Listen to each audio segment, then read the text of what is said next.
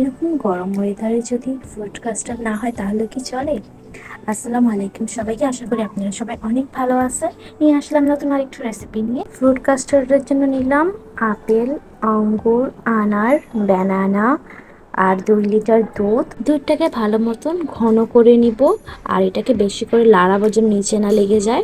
তারপর এটার মধ্যে পরিমাণ মতো চিনি দিয়ে দিব, আপনাদের স্বাদ মতো আপনারা চিনি দিয়ে দিবেন। এরপর ফ্রুট কাস্টার্ডের পাউডার একটু কুসুম গরম পানিতে আমরা 2-3 চামচের মতন ভালো মতন দিয়ে এটাকে লেড়ে নেব। এটার ভিতরে যেন কোনো রকম চাক না থাকে। আর আপনারা চেষ্টা করবেন এই ফ্রুট কাস্টার্ডের পাউডারটা ব্যবহার করতে, কারণ বাকি পাউডারগুলো আমি ব্যবহার করে দেখছি ওগুলো এমনভাবে মিক্স হয় না, আর ওগুলো ফ্রুট কাস্টার্ড দিয়ে সেরকম টেক্সচারও আসে না।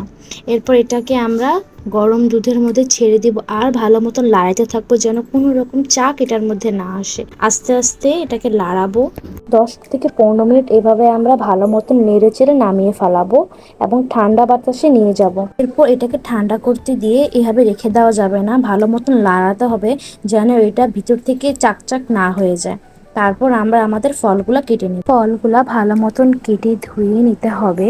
আর আপনারা চাইলে এর সাথে আরো অনেক রকমের ফল ব্যবহার করতে পারেন। আপনারা চাইলে ড্রাগন ফলও ব্যবহার করতে পারেন বা অন্য রকমের ফলও ব্যবহার করতে পারেন, কিন্তু চেষ্টা করবেন এগুলা ফলই বেশি রাখার। আমাদের সবগুলা ফল কাটা শেষ। এখন আমরা চলে যাব আমাদের কাস্টার্ডের কাছে, যে আমাদের কাস্টার্ডটা ঠান্ডা হয়েছে নাকি। আমাদের কাস্টার্ডটা দেখতে পাচ্ছেন হয়েই গেছে। দেখতে একটু ঘন মনে হইতেছে অনেক, কিন্তু ফলগুলো যখন আমরা একটা একটা করে দিয়ে দিব তখন ফলগুলো থেকে একটা পানি এটার মধ্যে ছেড়ে দিবে, তখন অটোমেটিক এটা লিকুইড টাইপ হয়ে যাবে আর খেতেও মজা লাগবে। এটাকে মিনিমাম 30 মিনিটের মতন ফ্রিজে রাখতে হবে ফ্রোজেন করার জন্য, না হলে সেরকম আপনারা সুস্বাদু ফ্লেভারফুল টেস্ট পাবেন না। এরপর এটাকে আপনারা হালকা হাতে নেড়ে নেবেন।